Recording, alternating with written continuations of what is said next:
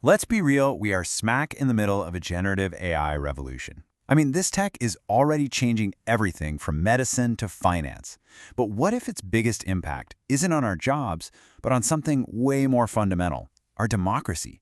Today, we're going to dig into how this incredibly powerful new tool could pose a major and very immediate threat to our political systems. So, get this. Just 1 month after it launched, ChatGPT hit 100 million monthly users. Calling that explosive growth doesn't even do it justice. It literally became the fastest-growing application in history. And this slide really puts that number into perspective. For ChatGPT to get to 100 million users, it took just 1 month. Now, think about Netflix. It took them 3.5 years just to get their first 1 million subscribers. The speed and scale of this is it's unlike anything we've ever seen before. Okay, so what exactly are we talking about here? Well, generative AI isn't just about analyzing data, it creates brand new stuff. We're talking text, images, computer code, you name it. And here's the kicker.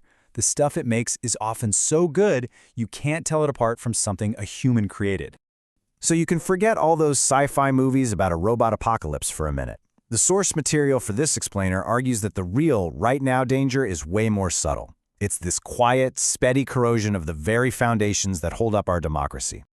All right, so here's our game plan. We'll start with this new AI reality. Then we're going to break down exactly how it threatens 3 key pillars of democracy: representation, accountability, and trust.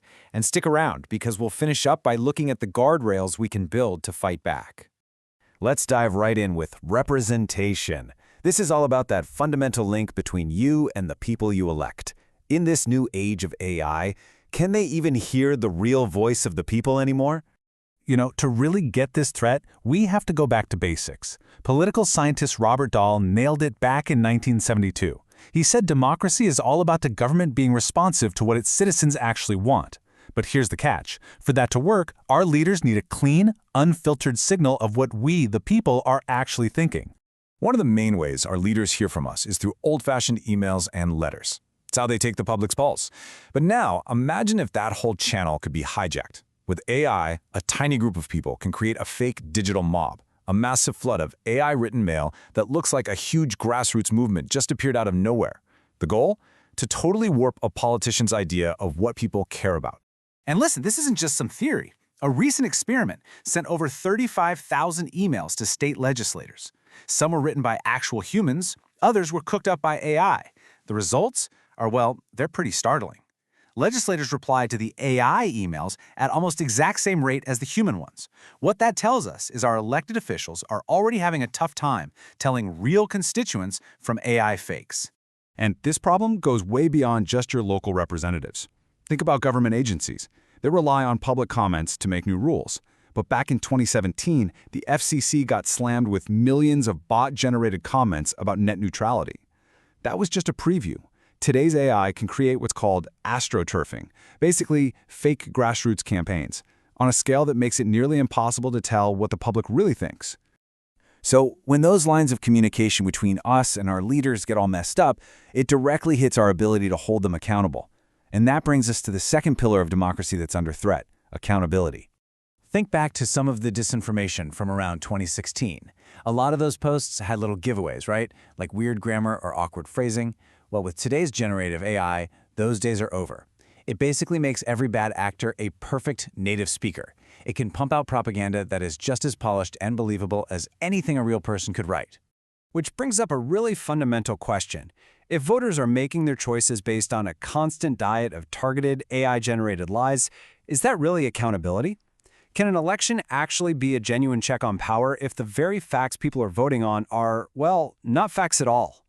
So if we can't trust the information we're using to hold our leaders accountable, that starts to eat away at the absolute foundation of our democracy: trust. And that's the third and maybe the most important pillar we need to talk about. You see, the real danger here isn't one single fake story that you can easily debunk. It's a constant, never-ending flood of AI content that just blurs the line between what's real and what's fake.